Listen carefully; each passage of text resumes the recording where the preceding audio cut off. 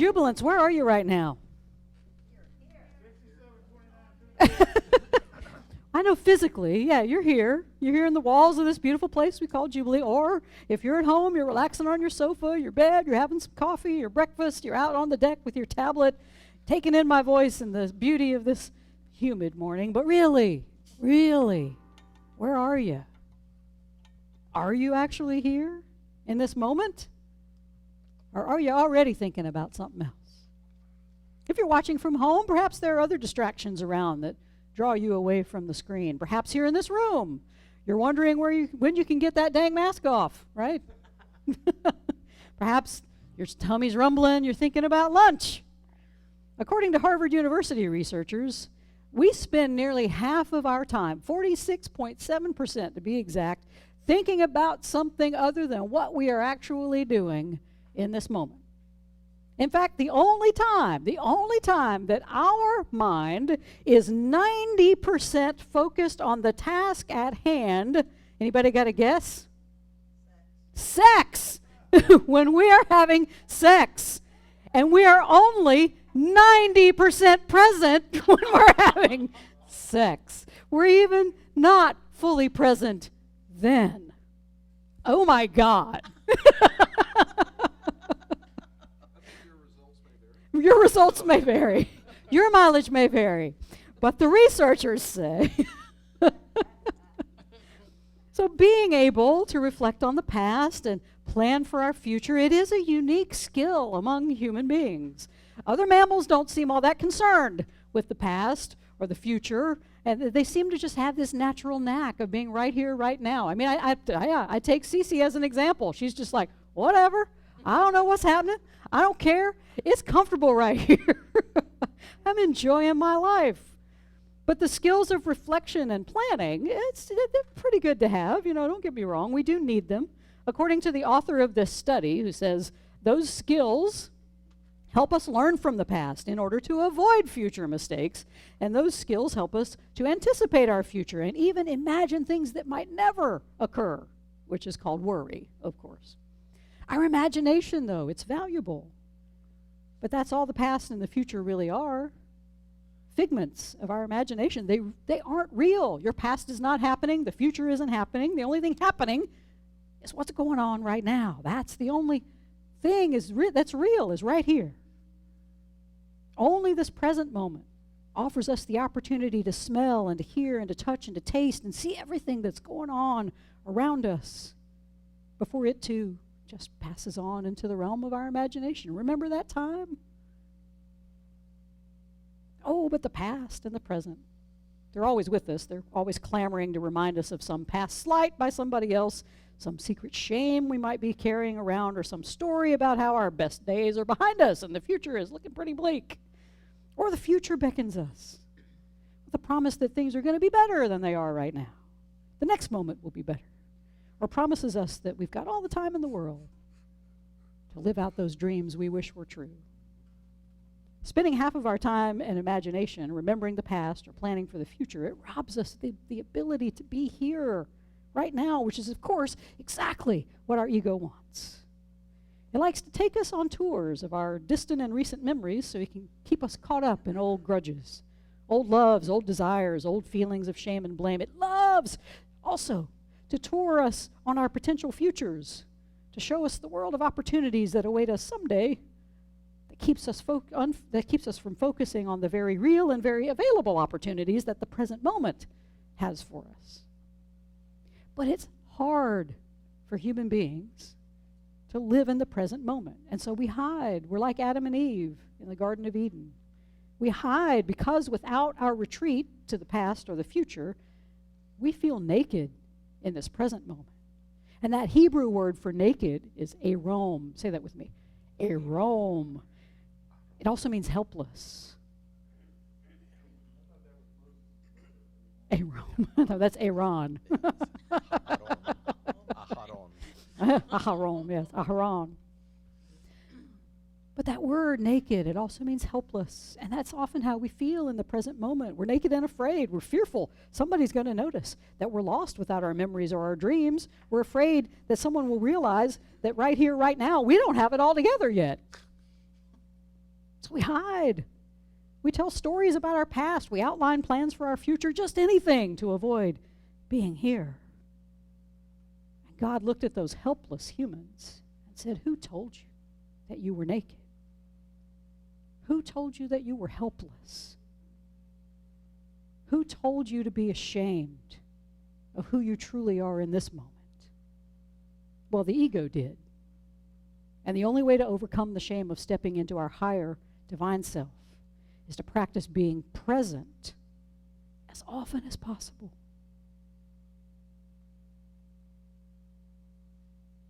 And that Jesus story, that awfully confusing and weird Jesus story, holds some clues for us. And Jesus, he loves telling confusing parables where we go, what? So let's sort this one out. The story concerns 10 virgins who were invited to a wedding feast, and they all arrive at the location early to be sure they get in. You see, back in these days, weddings were not just one afternoon or a few hours like Jim and Gail, who just got married yesterday, by the way. Congratulations to the newlyweds. Speaking of weddings, but weddings back then were several days long. You know, maybe we just need a big old party over at your house, Gail. Just several days. That's it. Yeah, really. And they're spending their honeymoon here. Oh. Anyway, so the weddings back then, they were several days, and guests had to be prepared. They had to have enough oil in their lamps to last this entire time. You can't just run down to the Walmart, get you some oil. It was also customary for the wedding party to gather together and go into the event hall at the appointed time, go in together. So after the doors were shut, latecomers just couldn't get in. That was it, so much. You know, it's like when the professor at 20 minutes, they shut the door. That's right, they lock it. So traditionally, the parable of the 10 virgins is read as a story about Jesus' second coming. Jesus, of course, is the bridegroom, and the time of his arrival isn't known. Don't listen to all those people who say it is. So the 5 virgins who had planned ahead and brought extra oil with them were deemed as wise because they have accepted Jesus as their Savior and they're ready whenever the second coming occurs. This is traditionally how it's read. And I have to read it fast because I can't read it seriously. So but this is what I was taught as a child. The foolish virgins who run out of oil are those who have rejected the gospel message and will be left behind when Jesus returns. Woo! There is a uplifting message. So let's read it differently today. All right. When we read this through a metaphysical lens, the story, it's a bit more uplifting. And it doesn't leave anybody out of God's realm. Instead, this story at its core is about practicing the present moment. I like how Eckhart Tolle, in his book, The Power of Now, approaches this parable. He sees the 5 foolish women as simply those who are unconscious.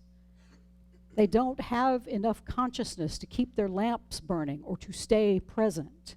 Because they can't keep the lamp of presence burning, they completely miss the bridegroom, which is the present moment when it shows up.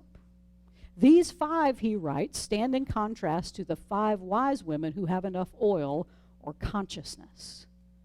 So the message is really clear. Those 5 foolish virgins are us whenever we focus on our 5 senses of hearing. We focus on stuff out here. Hearing, touch, taste, smell, sight of the realm of the ego. In our ego realm, there is never enough of any given moment for our lives. Even if we try to be present, there's still this sense of longing for the past or the future. Our ego is always looking for more things outside of itself to hear and touch and taste and smell and see and experience. In our grasping for more and more, we miss what's happening now. Because right now is never as good as what we think we can remember or imagine coming to pass. But those wise virgins, those were the ones who had raised their consciousness. Their 5 senses were no longer under the control of the ego, so they were able to perceive the present moment as the only thing that was real. They knew that the past and the future were only in their imagination. They could not really be heard or touched or tasted or smelled or seen in their union with their higher divine self. Their senses were transformed to perceive that present moment where they could truly take in the beauty and awe of the arrival of the bridegroom, the arrival of that present moment. And they couldn't, when the foolish virgins came around and said, hey, give us some of that, the wise virgins are like, we can't give it to you. You got to get it yourself. Go to the dealer, go to God, and get that consciousness. I can't give it to you. The wise virgins were not selfish. Their consciousness was higher than the other virgins. And I can't raise your consciousness for you. You got to go to the dealer and get it yourself. You got to go to God. Raise your own consciousness. Be in the present moment. But you say, what if in that moment, even with all of our heightened senses attuned, what if that present moment sucks? What if someone in that moment is dying? What if in that moment you're lost in grief or fear or anger? What if in that moment you're in a car accident or some other tragedy? Well, according to A Course in Miracles, if your emotions are in charge at any given moment, you're not in the present moment, because fear is not of the present. So we're just supposed to be emotionless robots. Okay, everything's fine. The building's on fire, but it's okay. No, that's not what any of this is saying. According to the Course, there are two ways to live. You can live either in fear or you can live in love. And everything that is not love is simply fear seeking love. It is a call for love. So responding in the present moment, however, doesn't mean we deny the reality of the certain moment, even if it's distressing. Catholic theologian Richard Rohr writes, the contemplative non-dual mind is not saying everything is beautiful when it's not. However, you do come to everything is still beautiful by facing the conflicts between how reality is and how you wish it could be. In other words, he continues, you have to begin, and most people do in their adult years, with dualistic problems. But he goes on. You've got to name good and evil and differentiate between right and wrong. You cannot be naive about evil, but if you stay focused on this duality, you'll go crazy. You'll become an unlovable, judgmental, dismissive person. We know nobody like that, right? I mean, we're both the wise and the foolish virgins, right? Sometimes within moments of each other. But he says you have to eventually live in a bigger field, a wider frame that we call non-dual thinking. Being right here and right now, it doesn't mean we're engaged in mindless kumbaya, hand-holding, singing, spiritual bypassing. Instead, it means we deeply acknowledge whatever is going on in the moment, but we acknowledge it with love. Because when we can fully live in the higher consciousness, we'll know instantly how to respond in love with any situation that we face. And that is the true power of practicing the present moment. Breathe deeply. So I have a confession to make. I'm not fully present right here, right now. I'm not 90% here. You know, in this moment, parts of my brain are chugging along. I'm already ruminating about the past and, you know, and how I could have written this as a better sermon. I'm reading the lines going, well, I could have cut that. You know, there's a part of my physical body. I'm already thinking about lunch, too. I mean, what am I going to do this afternoon? But I suspect I'm not the only one distracted in this moment, other than Cece. She's having a great moment. And that's okay, because we are, as I said, we're the mix of the wise and the foolish women at the wedding. Sometimes we feel that present moment so deeply, we just never want it to end. And sometimes the ego convinces us that we are so naked and vulnerable in this world that we need to hide out in our memories or dream about how much better the next moment's going to be. But it's nothing to be ashamed of, even though the ego will tell you that it is. So how do we stop being so foolish and learn how to be wise and present? Eckhart Tolle has some advice for us. He says that if you realize that you are not present, the moment you realize you're not present, you become present. So all you have to go is, wow, I'm not present. And there you are. You are right in the moment. Simply acknowledging that we are not present brings us fully here. Things begin to get clearer. Sounds are sharper. Colors bolder. We may stay in that moment for just a few seconds, but with practice, you can stay there longer and longer. And again, though, our ego wants to know, what do we do? What do we do with these moments that we don't like? Well, Wayne Dyer has some great advice to remember. He uses the phrase from A Course in Miracles that says, I can choose peace rather than this. But Dyer is a realist. He admits that his technique, he writes, will not immediately mend a broken leg or undo an accident or rid your house of termites, but you will have proven to yourself in that magical moment that you do have the power to choose peace. And we do have that power, Jubilants. We do have that ability, like the 5 wise women, to raise our consciousness to the point where even in the midst of a present moment of chaos, we can actually be at peace. We can actually be the voice of reason while everybody else are the 5 foolish virgins and they're losing their mind. That's what truly being present does for us. It helps us respond to life, not just from a place of the ego's grasping or fear, but from that place of love that is our true, higher, divine self. Tolle says, at any given moment in your life, you have 3 choices. You can remove yourself from the situation, you can change it, or you can totally accept it. But to employ any of those choices, you have to be fully present, because if we're not, the ego just takes over the show. In one of her lectures, Marianne Williamson talked about how when the ego is in charge of the present moment, my craziness will spark off your craziness, and we're off to the races. We're bickering about politics or religion or the color of the sky. The topic really does not matter to the ego. It just wants to argue and feel right. I am right and you are wrong. You see how easy it is to become one of those foolish, unconscious women. But those wise women, they knew that to be able to make those wise choices that Tolle talks about, either leaving a situation, changing it, or accepting it, it is a skill that you must develop through practice. And of course, one of the best practices is meditation.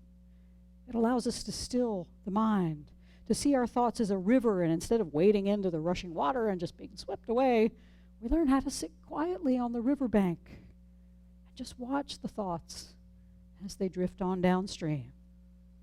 And when we can truly start to notice our thoughts, then we can open up a space between when they are thought and when the ego takes control. If we can learn how to pause after every thought, not take it all so seriously, then we become like those wise women.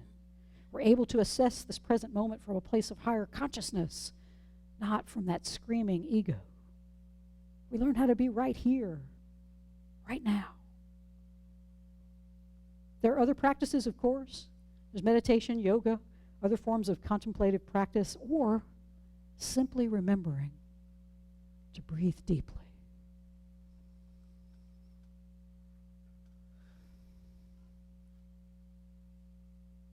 These practices remind us that, yep, we are pretty naked in every present moment. But when we can fully be in that moment, we realize there's no shame or fear in it.